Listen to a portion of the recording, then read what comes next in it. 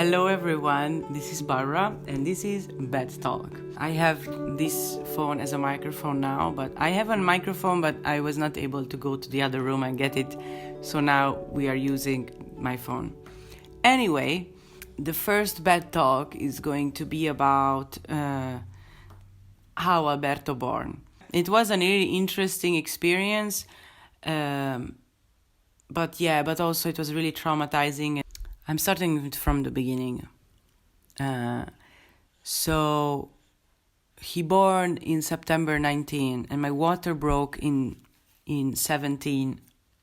So 2 days before that, on a Friday, I was making pancakes and my water broke and we went to the hospital.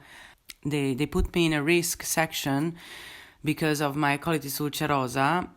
They didn't let me go home because I didn't have any contractions yet, and usually they are sending the moms home to start the whole labor at home.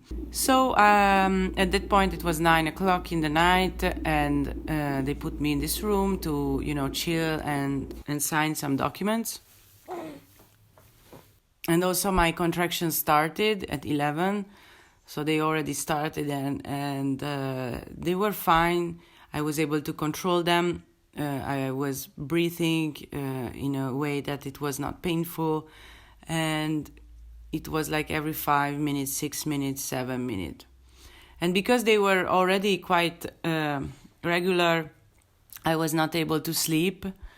But I thought I'm not going to need it.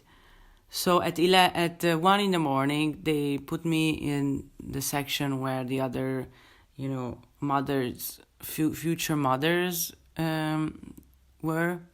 And then this was the whole night. It was like that I had contractions and I didn't sleep at all. I had breakfast and I had lunch and there was dinner. And this time, my contractions started to be a little bit heavier, stronger, but I was still able to control them. I was with another 4 women in the room, and they had abortions, and which was really was insensitive, I think, because I was pregnant there and I was in labor, and there were women who just lost their babies. I don't know. I didn't really like that we were at the same room, but they were chill. They were laughing and stuff. I think that's how they were coping with the whole thing. Dinner time, they all went home. So I was alone in the whole room, which was great because that's when the shit hit the fan. It started to be really, really hard. Started to be really painful and imagine I haven't slept for I skipped the whole night without sleeping, and I was dealing with contractions already. They were not super painful, but they were already contractions. So by Saturday night the pain started to be super difficult, super heavy, and by that time I was still just 1 centimeter open, which is insane. And now that a lot of time passed, I understand why I wasn't open more. It's because they didn't give me the surrounding. When you are giving birth, you have to be relaxed. And I thought by that time when we were there, I was I'm super relaxed. I wasn't freaking out and stuff, but it's not enough that you're not freaking out. You really have to be relaxed. And they didn't give us this situation because there was nothing that showed, relaxed. We were in a hospital. There was no bath or anything. Our husbands were not able, Mauro was in for 1.5 hours that Saturday afternoon. He was allowed to come there for 1.5 hours, which was great, but it was not enough. It was not enough because I already, I was dealing with so much pain at that point and for so long that it wouldn't help in that short of time for me to be more open. So So he went away, and I was completely alone.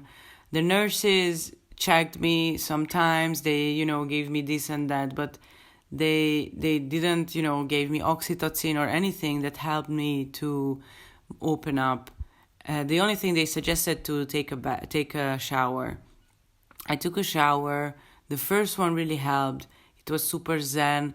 I was under the water, and water is my element. Like, I felt amazing. It was great. The pain went away, and I was having wonderful pictures, and I was singing, and it was really, really nice. And I was connecting with Alberto, and that was the first really spiritual thing. And that's why I'm saying, even if the whole experience was traumatizing, there were some wonderful parts, and one of them was this one. I came out from the shower, the pain came back immediately, and it started to be stronger and stronger. By this time, I was 2 centimeters open, which was still, again, nothing. And it started the super long, super painful night, and I was really, really alone. It was dark, everyone started to sleep, and I was alone in the room, and while you are not sleeping for this long and you are experiencing pain for this long, you get into another world. Like, I don't know how to tell you, like, the whole experience itself, like giving birth, brings you to another world, but like this with the pain and the not sleeping it's another level. There was one point, I was always trying to walk.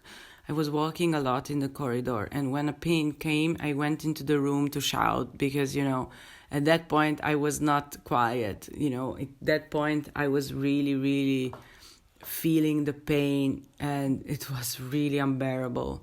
So I started to make noise, and so because the other people were sleeping, I went into the room to do that, and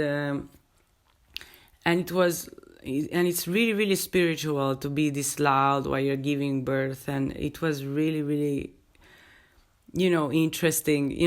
At that time it was horrible, but it is a really interesting experience. And at that was one point, there was a table in front of me, and that's where I put my hands on when the pain came, and I made this movement with my body that it felt like that my body is a snake and my head is a wolf. And I was like doing this wolf sound, or I don't know, this animalistic sound when the pain was coming. And there was this clock, this digital clock in front of me, and that's what I was watching, while the time was passing and the moon was shining from outside. So it was really a spiritual, like, really, I felt like that animal, that weird, hybrid animal. And it was really, really spiritual. And then I tried to take a shower another 2 times, but they weren't really helpful. Just a little bit, but not so much. But because after I stopped the showering, immediately the pain came back. So it was really difficult to put on my clothes again. And by the way, I was wearing this shirt. It was so painful and so difficult, so I was like stopped also the shower thing, and I just waited, the times were passing. So by the time it was, from Saturday to Sunday, the Sunday morning, around 3, 4, I really don't know how, can be 3 in the morning, I totally lost, time and everything. And yeah, so at that time, I was so filled with pain that I had the feeling of that I don't want to live anymore. And it's really a weird thing to say this out loud, because when I say these words, I have a certain feeling with it, but when I was there, it was totally different. I don't know how to explain it to you. And because of this, I had this idea that, okay, if they are not giving me oxytocin, which is supposed to help to open me up, then I'm gonna make myself. So I went into the bathroom and I masturbated, because orgasm also opens up, because it's also relaxes you, but orgasm itself creates oxytocin in your body. So I could open up a little bit more. So that's what I was doing, and it was, I can tell you, it's not really an easy thing to do between two big pain, because by the time I get the orgasm, like, it was cutted by horrible big pain. It was really surreal and absurd, I tell you, but I get it. I was able to open up to 4 centimeters, so I was able to get into the next step to get the epidural. So the epidural is what they are giving into your spine, and that relaxes your whole down part, so you don't feel the pain anymore. And they were able to give you that just when you're open for 4 centimeters. So I got that, and I felt so much better. Mauro was able to come in. It was 6 o'clock in the morning. They didn't let him in for like 2 hours. It was because, all of this because of COVID, obviously, that he was not able to be with me. And this is insane that the whole system works like this, that because of COVID, they are not letting husbands and fathers be, or mothers, or whatever, who are supporting you while you are giving birth, like you are giving life. And because of COVID, they were not able to make a system that it works, that women, the mothers, the future moms are supported, and that is insane to me, because it's such a big deal, and I understand that it's secure reasons, but it's unhuman. It's really unhuman, and it's not working well. So Mauro was in, and it was so much better. I still felt the pain, but it was not that horrible anymore. And I got a second dose later, and then at one point I got oxytocin, and that started to open me up, and that started I don't know what's the name in English, the pushing pain, the pain that you feel, that when you can push. At first they were telling me not to do that because I'm not open enough still, like I was 7 centimeter open. I was like, wait for 10 minutes to be open until 10 centimeters, so then you can push. But this kind of pain is not something like this thing is just your body is doing automatically, that it starts to push out the baby. And like controlling it for 10 minutes was really tiring. And then the doctor came in, and she was saying, okay, you can push now. And she had this really red big hair. It was like fire. It was insane. And the sun was coming in from outside, and it was really, she was a little bit demonic. That this was another problem, that the doctresses and nurses, like I saw doctresses and nurses in these 3 days, 2.5 days, so much that I didn't have one person who was like, okay, she's or he is staying with me, and be with me. So I just saw this person, and I supposed to, be connected with this person who's helping me to deliver my baby. And she was not sympathetic. She was not empathic. She didn't have empathy for me. Like I was pushing the first 3 push, I felt that Alberto is coming down. Like the problem is that the person who you should be connected with is someone that you just met. Like I just met with her, and the problem was that she was going out every once in a while, and I don't know why, like and I felt like she gave up on me, like she thinks that I'm not able to do this, and that is not helpful when you're trying to give birth. Like, you need emotional support as well.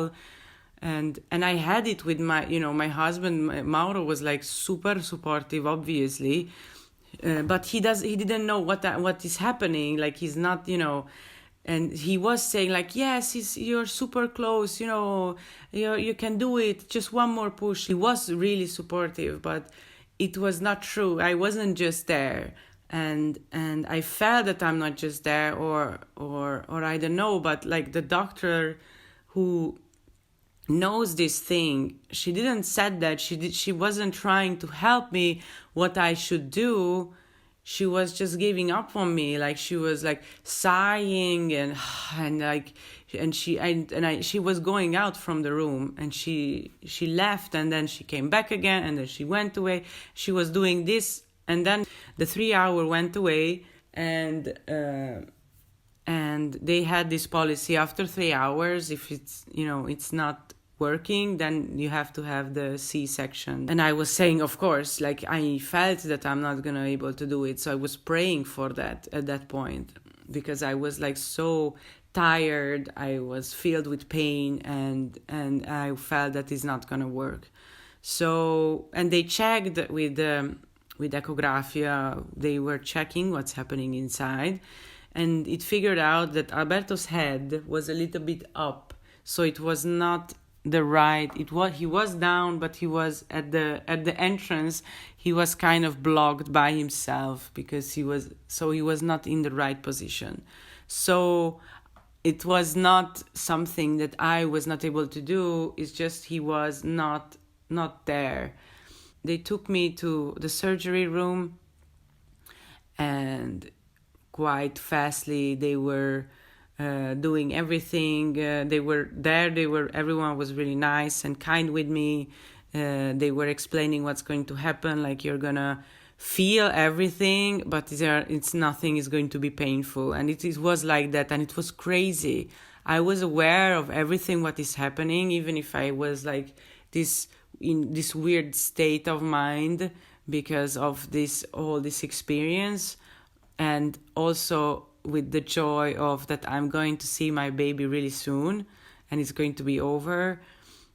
So, like, I felt the cut. I felt that they were moving stuff inside of me, and everything I felt, but it didn't hurt, obviously. And so they were working on me, and then at one point I heard a sound, like a sound, and then silence, and then someone saying 16, 36, and then silence again, and then I hear him crying, and that was it. He was crying, and it was amazing. It was really, really beautiful, the sound and the sound of his voice, and then they brought him to me. They put him next to my face, and I was kissing him, and he was super soft, and he was beautiful. He's a beautiful baby, and that was it. Problem with this whole giving birth in hospital, the problem is with it that they are treating it a little bit as a factory or something. Like, someone is coming in, this is what we have to do, this happens, then this is what we have to do. So they are really professional, that's obvious, but the empathy part of it is really missing in the whole institution. And that's why a lot of women decides to give birth at home, and I totally understand that. I wanted to do that as well. I was just too scared to do that. But it's because it's so unhuman what is happening in hospitals, that they are not giving you the circumstances of what a woman needs, a mother needs to give birth properly. And that is a really big mistake. So that's why I thought it's important to talk about this, to give you awareness about this thing, to give awareness about all of this. So overall, I would say I had a great experience, but it was also really traumatizing. Or it was really a traumatizing, but it was also a really great experience. Because it was, of course. But it was because of me and not because of the institution. And it could have been way better if the institution is giving everything what I need. I hope this video was helpful and it was informative, and I'm really curious about what you think, especially who gave birth. I want to understand, I want to know like your stories, what you missed, what do you think. So I hope you enjoyed the first bed talk, and see you in the next one. Bye. Did you also learn a lot, Alberto?